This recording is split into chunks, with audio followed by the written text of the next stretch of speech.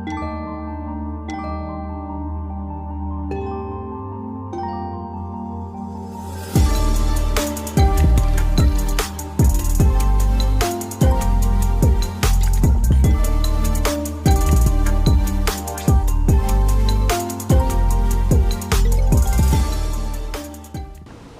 up guys, it's Brandon Childs, and today I'm going over an exercise called side lunges. Now this is a good exercise because it's really good for improving your lateral glute strength while also teaching you how to engage your adductors, which is your inner thighs, working with your glutes in order to help stabilize your knees. A lot of times you hear these knee injuries come from, ACL, MCLs. A lot of it comes from weak lateral stability, so this is an exercise that you can use to help prevent that. It can also be used as a good dynamic warm-up to help open up your hips and your adductors to help prevent any kind of those groin injuries and tears that nobody really wants to suffer from. So for the side lunge, basically it's going to vary for everybody depending on how tall you are. But generally you want to step out as far as you comfortably can. You don't have to overly strain to go too far, and you also don't want to be too short, obviously. But just step out as far as you comfortably can, and then from there you want to make sure that your foot is always pointing forward. You don't want to externally rotate or anything like that.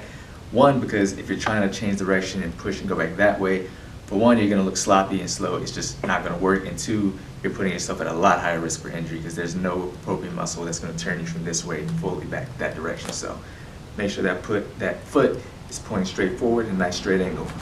From there, when you do go into bend and lean into that leg, you want to make sure that you keep the weight on the inside of your foot. For one, you obviously don't want to roll to the outside because then obviously your ankle's rolling. That's a recipe for injury. And two, you're not going to get any kind of knee support. So stay on the inside ball of that foot.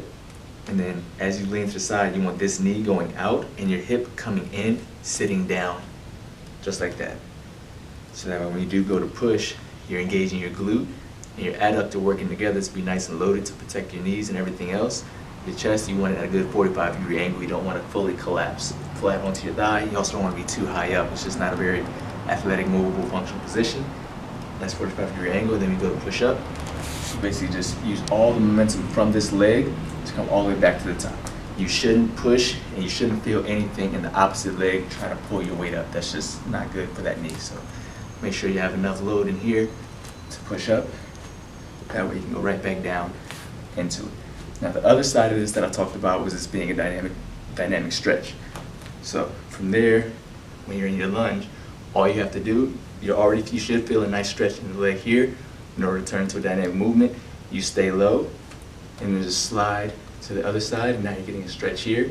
Keep the same mechanics on here with the foot as straightforward as you can, knee out, hip in. Then you just slide side to side, and now you have a dynamic movement. Just kind of open up the hips, loosen up the adductors, keep you nice and mobile. Now if you want to add some resistance to it and kind of develop your strength more, all you have to do is use some dumbbells. There's two ways you can load. You can either do the front load or hanging low. Hanging low is the most recommended one that I would say.